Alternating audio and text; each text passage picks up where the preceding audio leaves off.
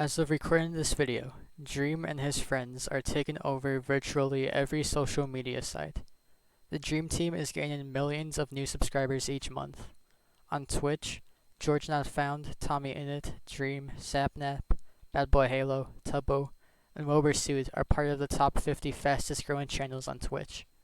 On Twitter, trends related to the Dream team will hit number 1 on trending daily. However, with the Dream Team's unprecedented rise to power, there comes a lot of responsibility with all those followers, and unfortunately, Dream and his friends are quickly losing control of their fans. If they can't figure out a way to deal with the toxic fanbase, then there will almost certainly be a catastrophe in the community. Before I explain what I mean by this, I would just like to thank my subscribers for improving my watch time from subscribers. According to these nuts, 1.7% of people who watch my videos are subscribed. While that is still way too low, it is better than 0.6%. So if you want to increase that number to a nice clean 2%, subscribe to my channel right now. Leaving a like and comment also helps too. Also, before I start to criticize the way Dream and some of his friends handle his fans, I just want to say to not go and harass anybody I mention in this video. While I think Dream does need to reevaluate how he treats his fans, this does not mean he should go over to his channel and start making death threats. Now let's get on with the video. Every community, ranging from Sonic the Hedgehog to BTS, has toxic fans. That is just going to be a given with every form of media. However, have you ever stopped and looked at just how toxic the fans of Dream really are? I have, and it is honestly terrifying just how toxic these people can be. I think this Reddit post by you/she is doing her best goes into detail on a lot of these really bad parts of the fanbase, and I have linked this in the description below, and I'll summarize the main points here. Dream stans are mostly made up of 12 to 16-year-old girls who tweet about Dream and his friends constantly. They stalk them on every social media platform and try to find every single bit of personal detail about them.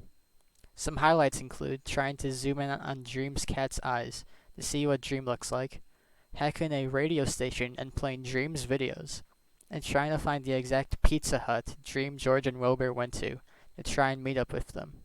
Some of Dream's fans have committed literal crimes just in an attempt for him to recognize them. That's pretty crazy, but that is only the tip of the iceberg. A lot of the Dream Team's followers will idolize them to an extreme point. This is shown in their Twitch followers and their donations. A common donation that the Dream Team members get is to say, "I love you," or something along those lines. The Dream Team members often follow through on this request, and this creates a toxic one-sided relationship between the fan and the YouTuber. While Dream and his friends may not realize what they're doing when they do this, and to be honest, I don't really know if this is a big deal or not. I still bring it up because I think it is worth discussing over. Dream stans often oversexualize him and his fans. This is only made worse by the fact that, as I previously said, most Dream stans are 12 to 16-year-old girls. These underage girls will thirst for Dream and his friends, furiously ship two people together, and some people have even drawn hentai of Dream and friends. Not only that, but a lot of people in Dream's community are underage. Tommy Innit, Tubbo, and Cup Toast are all 15 to 16, which is a pretty big red flag in a community that ships people together so hard. While I haven't seen anyone sexualize these three minors, in a community filled to the brim with sexualization, I find it pretty likely that it has happened, especially since Cup Toast felt the need to put "please don't sexualize me" in her Twitter bio.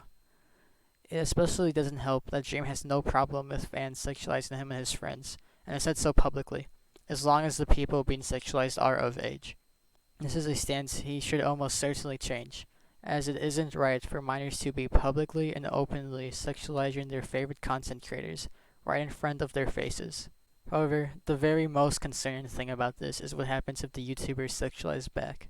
VoiceOver Pete and Arliss Finch were two YouTubers who were friends with a lot of Dream's friends and were involved in his community, but in June they both got exposed for being creeps. While Pete was just a 60-year-old man sliding into Cara Corvus's DMs, which is still kinda creepy but technically not illegal.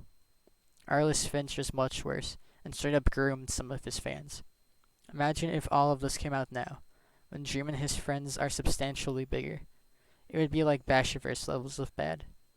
Now, I want to make it clear that I'm not saying that Dream and his friends are a bunch of sexual deviants. What I am saying is that having a community filled with oversexualization can open the door for grooming and behavior like that to happen much more easily. Now, the biggest problem with Dream's fanbase is how they treat other people. Countless times, Dream stans have gone after people for little to no reason, and have harassed them to no end, sometimes even his friends. One of the biggest examples is BadBoyHalo, although this is also partly Skeppy's fans' fault too. A toxic fanbase made fun of BadBoyHalo so much that he ended up breaking down and crying on a livestream. It is already bad enough, but that is just the tip of the iceberg for the Dream Team stans going after people. There's J-Schlatt, who got cancelled by Dream stans just by simply joining the server. This was then made worse when Dream got on the server, called him an idiot, and then banned him from the server. This wasn't for content either. Well, now J-Schlatt has gotten unbanned and is friends with Dream. Before that, Dream said on a livestream that he just didn't want people he didn't know to join the server, which is fair, but it is still pretty irresponsible to do it all so publicly. Dream is pretty lucky that J-Schlatt doesn't care about things like that at all. There is also Technoblade, who beat Dream in a duel and then got death threats over it. However, like J-Schlatt, Technoblade is a big YouTuber who will most likely be fine if some Dream stans attack him. What about if you don't have the luxury of being a big YouTuber? Happyheart is a YouTuber well known in the parkour community, who made a video criticizing Dream's 5-block jump video, but made the mistake of bringing on Uber for an interview. He made false claims that Dream didn't give him proper credit. Dream made a response video to Happyheart's video, but it took him 2/3 of the entire video to even say, "Oh, by the way, don't go attack him after this," which Dream stans ignored and then went over to Happyheart's video to attack him. However, Dream and Happyheart were able to make up their differences, and Happyheart did get some things wrong in the video. Maybe you could argue that all of those dislikes are for Uber. A less mean-spirited criticism video would be the Mr. Epic's Unsolved Mystery of Minecraft Manhunt. This video was purely speculation on whether or not Dream's Minecraft Manhunt series was staged, and that was made very clear in the video. Dream ended up reacting to it on stream, and while Dream might have said that he doesn't condone sending hate to this guy in the stream, in this fan-made highlights video Mugo put together that got 3.8 million views, the most Dream says is that the Mr. Epic remained neutral in the video instead of going after him. Dream's fans then attacked the Mr. Epic for nothing more than a theory video. However, maybe this is Mugo's fault. After all, he was the one who made the video that got 3.8 million views. If Mugo didn't make that video, Dream would have just debunked the video on stream in front of around 100,000 people. Which is still a lot of people, but it isn't anything compared to 3.8 million.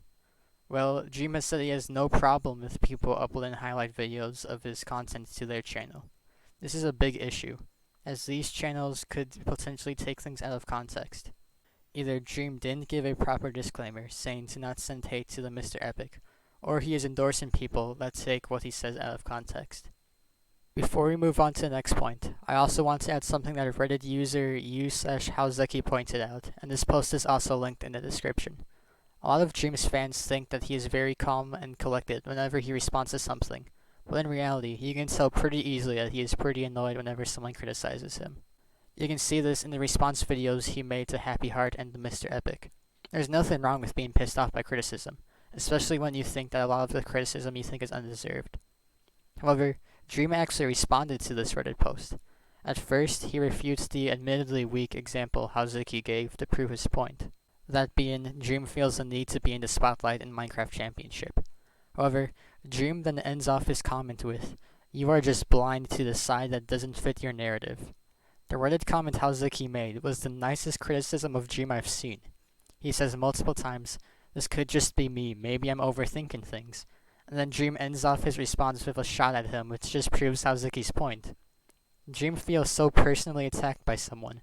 He said that he gets personally attacked too easily, that he calls the person blind to his side that doesn't fit the narrative. But again, these videos, and Reddit comment, are still criticisms of Dream. What about a video that wasn't related to Dream in any way, shape, or form? Enter Nice Twice. Nice Twice is a German speedrunner who formerly held the world record for the 1.16 seedless category. However, Nice Twice made the mistake of getting his world record the same time another potential world record was exposed as being fake by Dream himself. While Nice Twice's record was 100% legit, some of Dream stans confused Nice Twice with the person with the fake speedrun, and started attacking him in the comment section.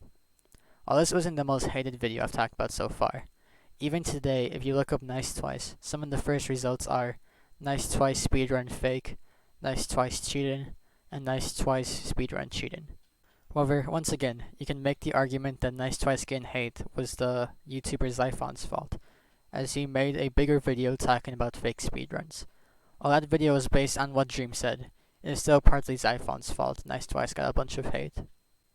Each of these incidents I have talked about so far kind of have an asterisk next to them, with the exception of the BadBoyHalo incident. Either the creator Dream stans went after was big enough to be able to handle it, the creator was somewhat in the wrong, or it was someone besides Dream interfering to blow up the situation. However, this last situation I believe was entirely Dream, or at least his stand's fault. In Minecraft Championship Season 8, Krinios and Sylvie, two of Dream's friends, were making fun of him on his stream. They weren't being serious at all. I just made a few jokes about how Dream is kind of sweaty. This led to people giving them death threats. They got death threats for calling a person sweaty. That is insane and needs no explanation for why that is wrong. Those are all of the major incidents of Dream stans being toxic towards other creators. While you may think that toxic fans come with every YouTuber or streamer, I don't think there are toxic fans this bad. Pokimane is infamous for having a toxic fan base. But yet on every video criticizing her, there is a like to dislike ratio of over 90%. The only video in that whole drama that had a bad like to dislike ratio was Pokimane's apology, which is probably due to angry Leafy is Here fans. When Leafy is Here has a similar fanbase to yours, you should probably think about the way you treat your fans. The Sonic the Hedgehog fanbase is also known for having a toxic community, and while that is true, when they draw porn of their favorite characters, they are just characters. They aren't real people with real lives, they are just cartoon animals.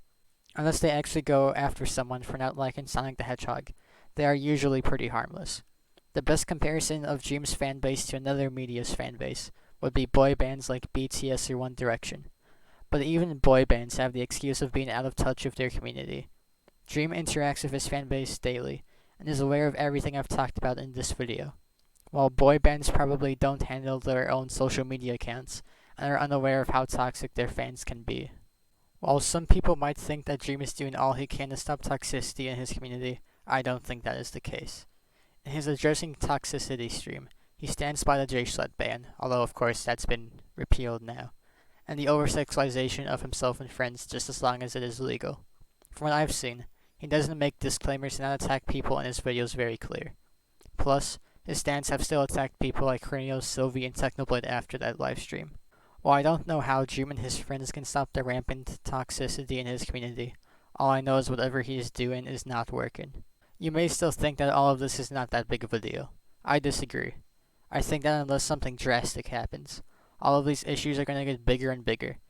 Dream stans could start literally stalking him and his friends, or commit a crime just to get him to notice them. I would imagine that hacking into a radio station and playing a Dream video is already a crime, so where do they go from here? The over-sexualization of Dream and his friends could just get bigger and bigger, until someone gets caught trying to groom kids, or someone has a mental breakdown being objectified so often.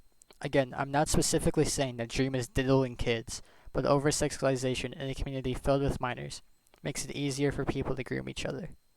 Dream stans could go after the wrong person one day and cause them to have a mental breakdown.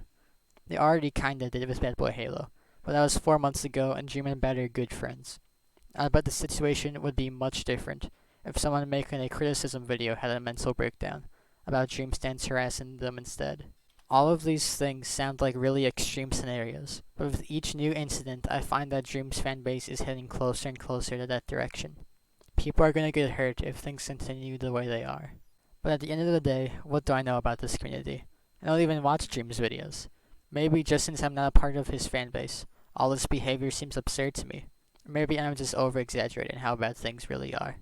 Maybe everything will just be fine and this video was made for nothing. I don't know. But to be honest, I think Dream is a ticking time bomb waiting to explode. I don't know when or what the exact reason will be, but from what I can tell, Dream's fanbase is heading in a very bad direction. That's all for this video. Remember to like and subscribe. Now I'm in a spaceship, 2C. Baby, tell me what you ride for me.